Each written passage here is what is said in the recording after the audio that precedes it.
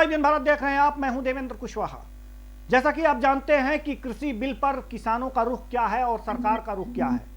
कृषि बिल पर सदन में प्रधानमंत्री तक ने भी यह संकेत दे दिया है कि कृषि बिल को वापस नहीं किया जाएगा, लेकिन किसानों ने भी यह संकेत दे दिया है कि कृषि बिल को वापस लिए बगैर यह आंदोलन खत्म नहीं होने वाला है। इसी को लेकर मथुरा में भी गहमागहमी है और वहां पर मथुरा के बलदेव में महापंचायत होनी है कल, और आज उसका निरीक्षण कर रहे हैं वहां के किसान नेता। हमारे संवाददाता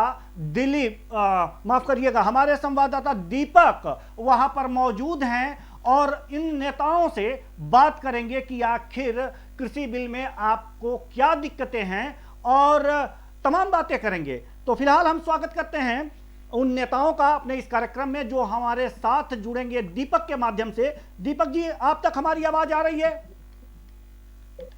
जी सर, मैं बिल्कुल सुन पा रहा हूं आपकी आवाज। जी, आप बताइए कि वहां कल आयोजन होगा महापंचायत का बलदेव में, मथुरा के बलदेव में। जी, क्या क्या तैयारियां हैं वहां पर?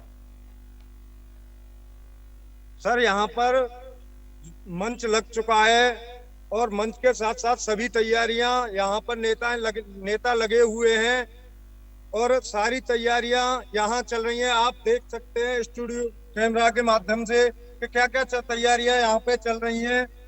बड़े विशाल मंच का यहाँ पर बनाया गया है, जहाँ पर राष्ट्रीय लोक दल के वरिष्ठ नेता और जो भी कार्यकर्ता होंगे वो सारी व्यवस्थाएं यहाँ सुचारू रूप से चलाएंगे और एक बहुत ही नया रूप इस महापंचायत से तय होगा कि आगे की रणनीति राष्ट्रीय लोक दल द्वारा राकेश टिकैत जी के लिए क्या रहेंगी। बिल्कुल दीपक जी, हम ये भी जानना चाहेंगे कि आखिर वहां पर कितने किसानों के आने की संभावनाएं हैं, क्या व्यवस्थाएं हैं, सब विस्तार बताइए। जी, लगभग कहा जा रहा है कि यहाँ इस पंचायत में सर 20 से 40 हजार के बीच किसानों की भीड़ आने की आशंका है और वहीं देखा जा रहा है हर गांव में किसानों में एक कृषि बिल के खिलाफ आक्रोश है, जिसको लेकर यहाँ पर 40 से 50 हजार के बीच में भी भीड़ हो सकती है। भीड़ का कोई अंदाजा नहीं किया जा सकता, लेकिन ये महापंचायत एक कृषि बिल का नया रूप देगी। जी, हम जानना चाहेंगे दीपक जी कि ये मथुरा के बलदेव में जो कल महापंचायत होनी है, इसके लिए जो इंतजामात किए जा रहे हैं उसका प्रशासन के द्वारा निरीक्षण किया गया है या नहीं?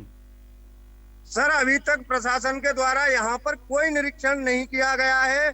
जो राष्ट्रीय लोक दल के जो प्रदेश महासचिव है उनके द्वारा वॉलंटियर बनाए गए हैं। जो 200 से अधिक वॉलंटियर हैं उन्हें कार्ड बांटे जाएंगे, उनकी खुद की जिम्मेदारी होगी। अभी तक प्रशासन का कोई भी अधिकारी यहाँ अभी तक नहीं आया है। अब आगे देखना रहेगा प्रशासन की क्या तैयारियां रहेंगी, मैं आपको अपडेट देता रहूंगा।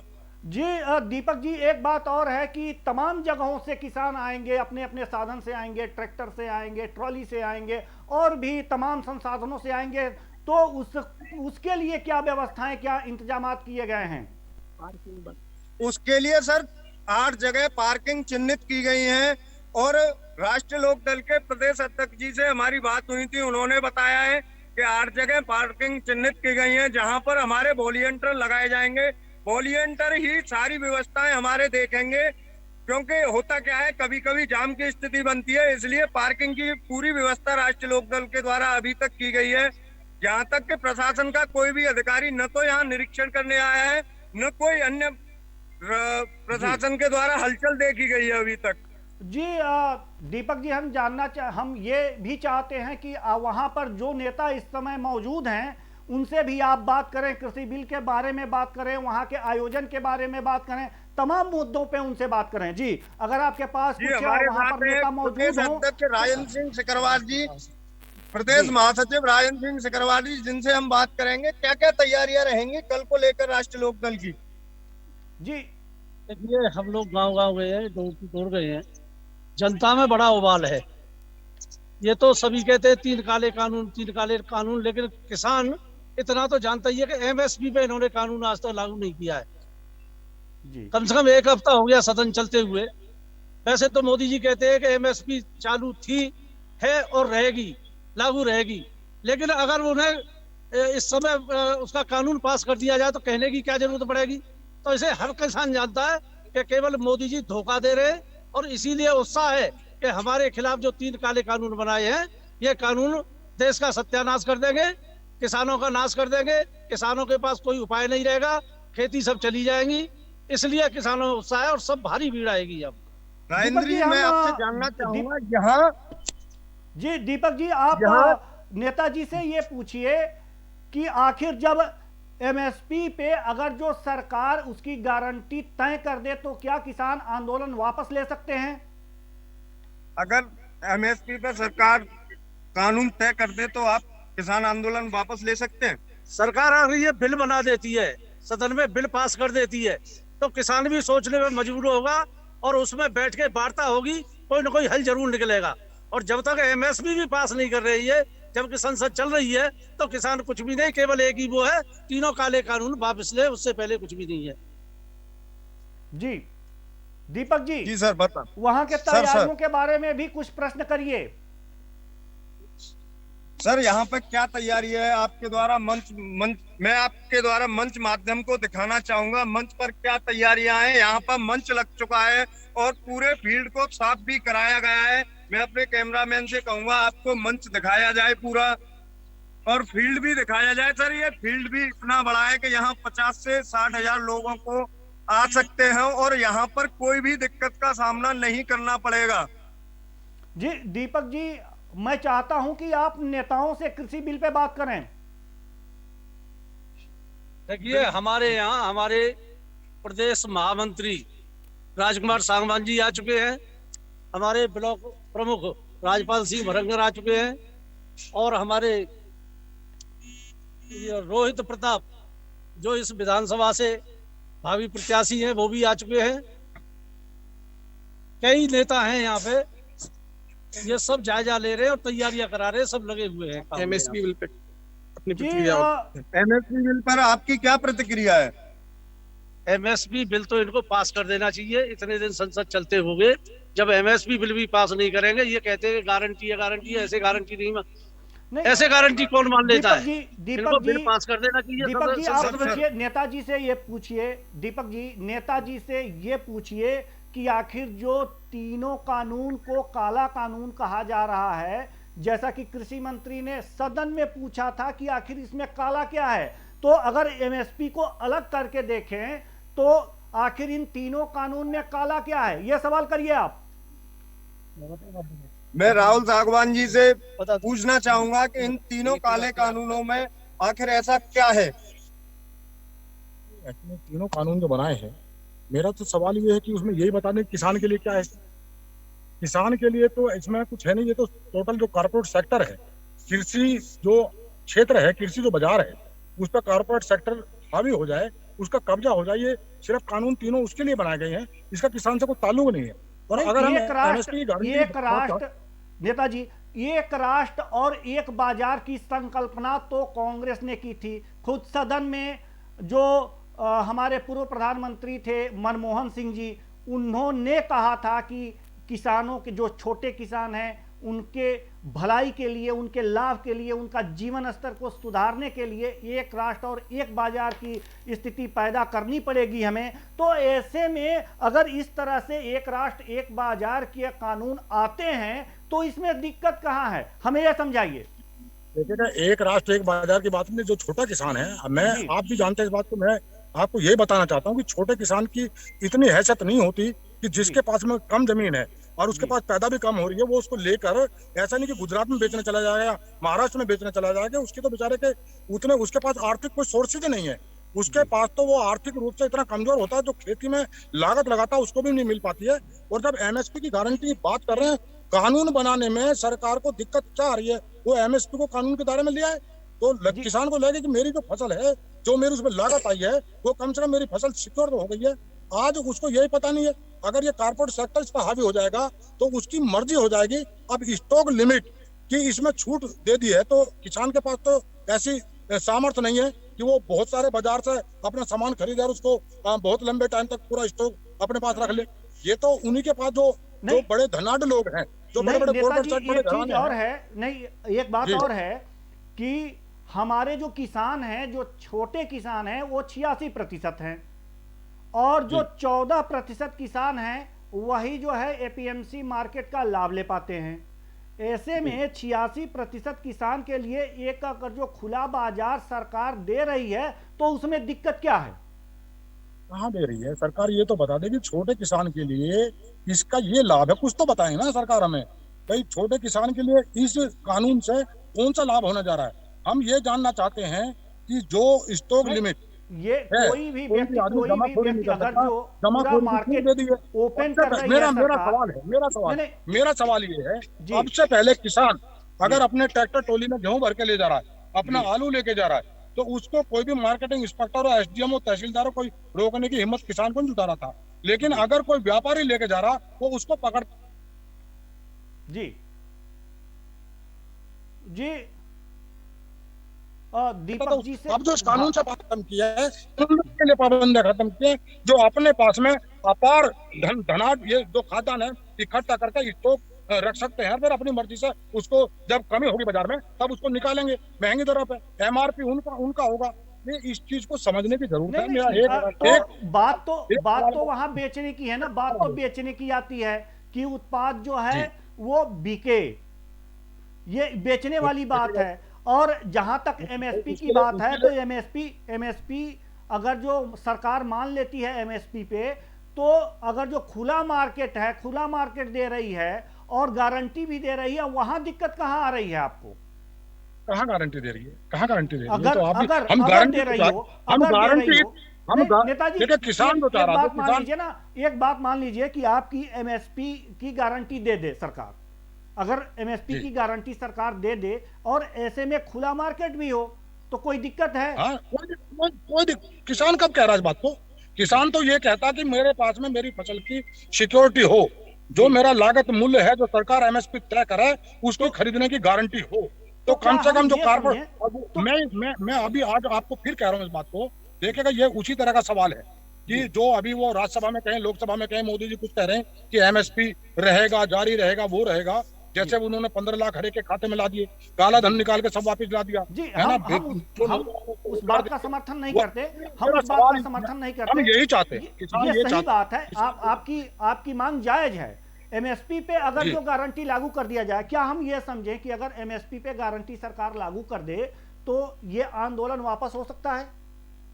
जमाखोरी खत्म, जमाखोरी पे आप पाबंदी लगा दो कि जमाखोरी कारपोरेट सेक्टर में जो जमाखोरी नहीं करेंगे और एमएसपी पे खरीद होगी, देश सुरक्षित हो जाएगा। 80% आबादी जो खाद्यान्न पर निर्भर करती है, अभी गरीब आदमी के सामने संकट आएगा। मैं एक सवाल आपके सामने जो मेरे मन में कौनता रहता है, हालांकि इस पर प्रधानमंत्री जी ने अभी राज्यसभा में कहा है, उससे पहले ही सवाल कभी मेरे विचार से कभी चर्चा में नहीं आया। जो गरीब आदमी, जो गरीब तबका है, जिसको राशन मिलता है, राशन कार्ड पर सस्ता अनाज मिलता है राशन की दुकानों से, ये आता है जो एफसीआई है, जो भारतीय खाद्य निगम के पास भंडार है, जो एमएसपी पर खरीद होती है, गेहूं की और दाल की और जो चावल की खरीद होती है, वही तो गरीब में बढ़ता है ना। अगर एमएसपी पर खरीद नहीं हुई और जो कारपोरेट सेक्टर इसमें आ गया, जैसे ये कहते हैं हम किसान को मालामाल बनाने वाले, उसको फसल के अच्छे दाम देने वाले, अगर कारपोरेट सेक्टर ने अच्छे दाम दिए, सपोज मैं मान के चल रहा हूँ ये बात को, तो एमएसपी पे तो कोई बेचेगा नहीं किसान, फिर कम दरों पे क्यों बेचेगा, सरकार के मूल्य पे क्यों बेचेगा? और फिर जब बेचेगा नहीं तो सरकार के पास खाद्यान्न तो होगा नहीं, फिर गरीब में बटेगा कैसे? वो उसका कौन सा कानून बनाया? समस्या तो ये नहीं है ना, समस्या तो किसानों को लाभ पहुंचाने वाली है। तो अगर जो प्राइवेट सेक्टर के जो भी लोग हैं, जो खुले मार्केट में खरीदारी हो रही है, अगर एमएसपी लागू हो जाता है और उससे ज्यादा मूल्य दे करके खुले बाजार में किसान को जाता है, बढ़िया किसान चाहता है यही हो जाए, यही चाहते हैं हम, यही चाहते हैं, यही लड़ाई है, यही मुद्दा है, इसी के लिए लड़ रहे हैं सब लोग। इसी बात को लेकर 2.5 महीने से सर्दी में बैठे। कहां से आ गई? अगर जो ये एमएसपी पे गारंटी मिल जाए तो मामला हल हो सकता है आपके हिसाब से? बिल्कुल होगा। थोड़े से कानून में उनमें थोड़ा सा उसमें बदलाव करना होगा। जो अपना कॉन्ट्रैक्ट फार्मिंग है उसमें थोड़ा सा बदलाव करना होगा। उन्होंने कहा कि कॉन्ट्रैक्ट फार्मिंग में क्या दिक्कतें हैं? जी, कॉन्ट्रैक्ट फार्मिंग में आपको क्या दिक्कतें हैं? हम ये कह रहे हैं कि कानून में ऐसा प्रावधान उन्होंने क्यों बना दिया कि अगर कॉन्ट्रैक्ट फार्मिंग में अगर हमारा कॉन्ट्रैक्ट किसी कंपनी से हो रहा किसान का, तो अगर वो कहीं उसमें गड़बड़ करेगी कंपनी उस किसान के साथ में, तो वो अपनी अपील सिर्फ एसडीएम के यहाँ करेगा, वो उसकी सुनवाई करेगा। न्यायपालिका को क्यों अलग कर दिया गया, क्यों अलग कर दिया गया? कहीं ना कहीं तो मंशा खराब है ना। नहीं, इसमें नहीं, मंशा मैं खराब कहता होने हूँ वाली कि बात नहीं है कानून उसमें। में अगर जो आप देख ही रहे हैं कि न्यायालय के ऊपर इतना भार है, तो अगर जो मजिस्ट्रेट उसे देखता है या ये कुछ नहीं होता है। एसडीएम जी एसडीएम को तो आप जानते हैं ना, एसडीएम किसके प्रभाव में काम करते हैं। एसडीएम का तो सबको जानकारी ना, जो प्रशासनिक अधिकारी, जुडिशरी पे, न्यायपालिका पे आज तक भरोसा हमारे देश के आम आदमी को भरोसा है, भरोसा रखते हैं। इसीलिए जी उनको लगता है कि अगर न्यायपालिका है, न्यायपालिका का अधिकार क्षेत्र में कोई चीज आती है तो हमारे हित सुरक्षित है, हमारा जी भविष्य सुरक्षित है।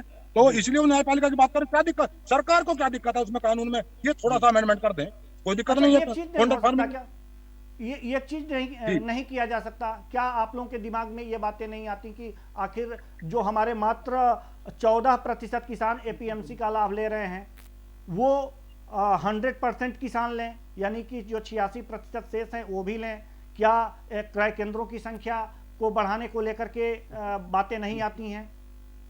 वो देखेगा ये सब दुष्प्रचार है। मंडियां कभी भी किसान के हित को असुरक्षित नहीं करती हैं। मंडियां रहनी चाहिए और मंडियां किसान के कमीशन से चलती हैं। अगर मंडियों को खत्म कर देंगे, सरकार उसके लिए कोई अलग से बजट का प्रावधान नहीं करती है। अगर मंडियां खत्म हो जाएंगी तो जो किसान गरीब है ना, जिस छोटे किसान की बात आप भी उठा रहे हैं और सरकार जिसका झांसा देने की बात कर रही है, वो बेचारा बर्बाद हो जाएगा। मंडियां रहेंगी, किसान का हित सुरक्षित रहेगा।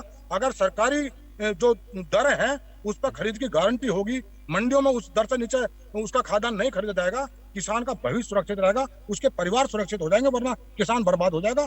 कॉन्ट्रैक्ट फार्मिंग का जो कानून है इसमें बदलाव करें, संशोधन करें और एमएसपी की गारंटी दें। किसान ये चाहता है। जमाखोरी का जो कानून इन्होंने वो जो जमाखोरी पे कर दिया कि जमाखोरी आप कितना ही कर सकते हैं, इसे करेगा कौन? मैं आप नहीं कर सकते, हम इतने सामर्थ्य नहीं है।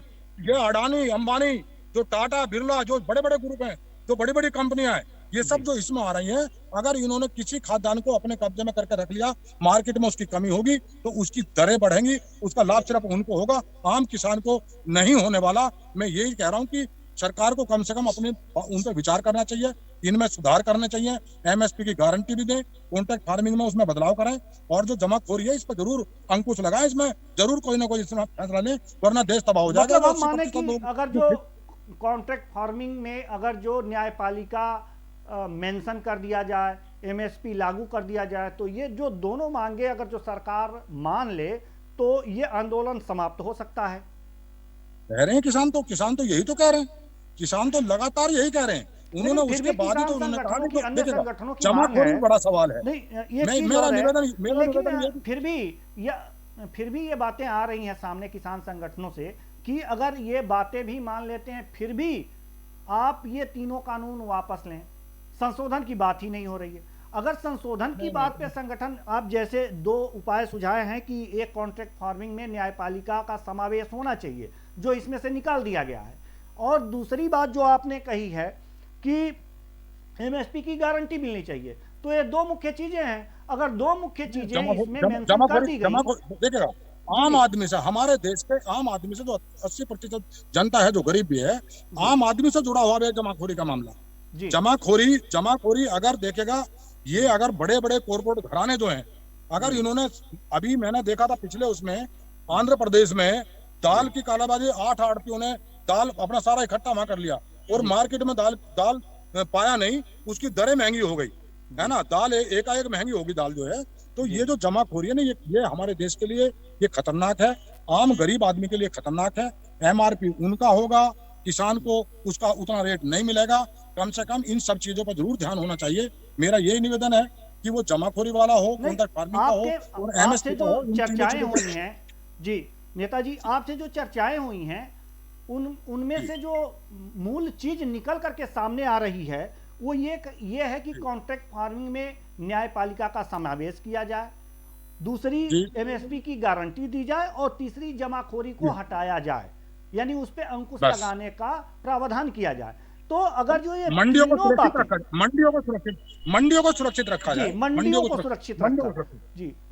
सुरक्षित रखते हुए अगर जो जमाखोरी को हटाने का प्रावधान किया जाए तो ये जो कानून है उसको हटाने की मांग नहीं होगी या आंदोलन वापस ले लिया जाएगा। फिर कानून के मायने खत्म हो जाएंगे ना, फिर ये डर खत्म हो जाएगा कि कारपोरेट सेक्टर जो पूरे देश के खाद्यान्न पे, कृषि बाजार पे हावी हो जाएगा, उसको अपने कब्जे में कर लेगा, अपने शिकंजे में कर लेगा, आम आदमी परेशान रहेगा, फिर वो चीज ही खत्म हो जाएगी। और मेरा दावा है, मेरा निवेदन है आपसे, कई और संगठनों मेरा से बात निवेदन, हुई है मैं हमारी, कह रहा हूँ, मेरा दावा कई है और कि संगठनों इन से तीनों चीजों पे प्रधानमंत्री जी जी जिनके लिए कानून बनाया है, जी जिनके लिए कानून ये तीनों लेके आए हैं, इसलिए प्रधानमंत्री जी इन कानून में संशोधन कर ही नहीं सकते।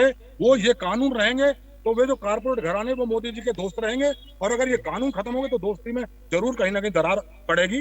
वो बहुत नहीं, अब उनमें दरार पड़े ना पड़े ये अलग की बातें हैं, लेकिन जो आप 3 मांगे रखे हैं, कई किसी जो संगठन हैं, किसानों के जो संगठन हैं, वो ये कह रहे हैं कि ये तो मानिए ही मानिए, साथ में पहले तो ये जो तीनों बिल है इसे आप खत्म करिए, वापस लीजिए। तो क्या मतलब अगर जो ये तीनों मांगे जो आपकी मंडियों को सीमित रखते हुए मतलब सुरक्षित रखते हुए जमाखोरी पे अंकुश लगाया जाए, एमएसपी की गारंटी दी जाए और कॉन्ट्रैक्ट फार्मिंग में न्यायपालिका के प्रावधानों का समावेश हो, तो ये तीनों अगर जो मान लिया जाता है, फिर भी कुछ संगठन कह रहे हैं कि नहीं, तीनों बिल वापस ले लिए जाएं। ये संगठन जो हमारे किसान संगठन जो वहाँ 2.5 महीने से 3 महीने से पूरी ठंड, उन्होंने सर्दी का मौसम पूरा दिल्ली के दरवाजे पर बैठकर गुजार दिया इन कानूनों को लेकर, जिससे वो बिल्कुल भयभीत है, पूरा किसान है ना, आतंकित है।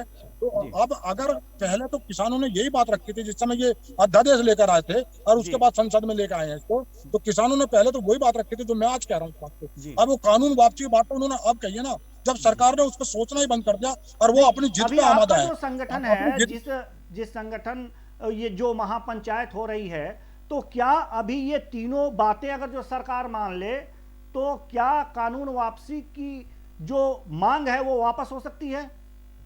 सरकार अपना पक्ष तो रखे, सरकार कहे तो इस बात को कि हम ये करने को तैयार हैं, किसानों के सामने ये प्रस्ताव तो दे।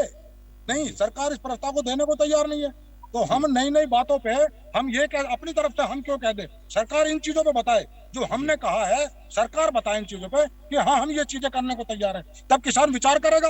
हो सकता है किसान एकदम तुरंत शहर स्वीकार कर ले, अपना प्रस्ताव तो लेकर इन मुद्दों पर, लेकिन सरकार लाने को तैयार नहीं है। आपने कि इस तरह के विचार, ये प्रस्ताव सरकार को देना चाहिए और किसानों को कुछ मांगे जो हैं, जिन पे आशंकाएं हैं, उन पे उनका शंकाएं दूर करनी चाहिए। तो नेताजी, आप हमसे जुड़े, आपका बहुत बहुत धन्यवाद।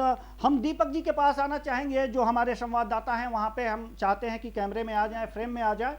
तो दीपक जी, अभी आपने जो बातें कराई हैं वो बहुत अच्छी बातें रही और इस पर बहुत अच्छी चर्चाएं रही। 3 बातें निकल करके सामने आई हैं कि कॉन्ट्रैक्ट फार्मिंग में न्यायपालिका के प्रावधानों का समावेश हो, उसका समावेश किया जाए, एमएसपी पे गारंटी दी जाए और मंडियों को सुरक्षित रखते हुए जमाखोरी जो है उस पे अंकुश लगाने का प्रावधान किया जाए। ये 3 बातें अगर जो किसानों की मान ली जाती हैं, तो शायद किसान तीनों बिल जो है उसे खत्म करने की मांग को वापस ले लेंगे।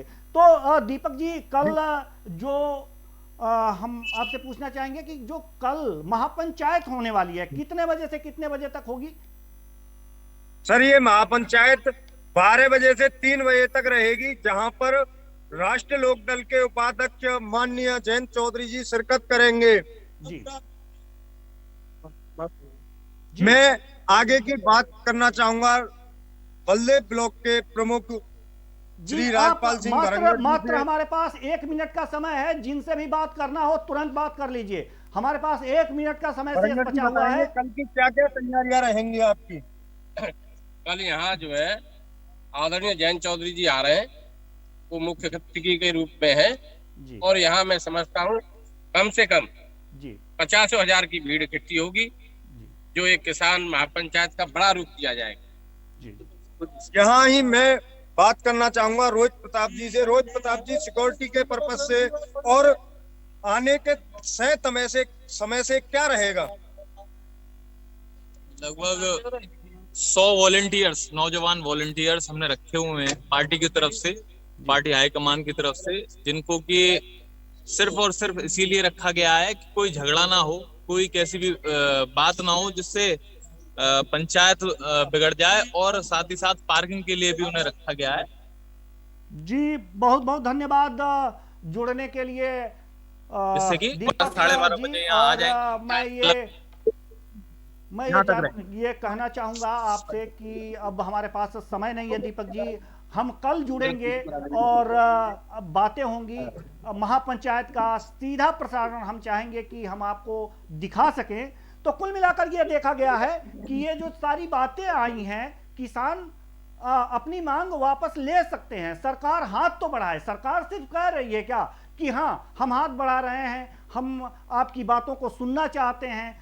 अगर गौर से सुने, जो बातें अभी हमारी हुई हैं नेताओं से, किसान नेताओं से जो बातें हमारी हुई हैं, उसमें यह बातें सामने आई हैं। उनकी 3 मुख्य मांगे हैं, मान लेनी चाहिए सरकार को, वाजिब मांगे हैं, और कहना चाहिए, अनुरोध करना चाहिए कि वो आंदोलन को वापस ले लें। तो फिलहाल ये बातें सरकार तक पहुंचे कि किसान ये चाहते हैं, और इसलिए ये महापंचायत हो रही है बलदेव में। कल हम इसका सीधा प्रसारण आपको दिखाने का भरसक प्रयास करेंगे, जोड़ने का प्रयास करेंगे। तब तक के लिए मुझे दीजिए इजाजत, नमस्कार।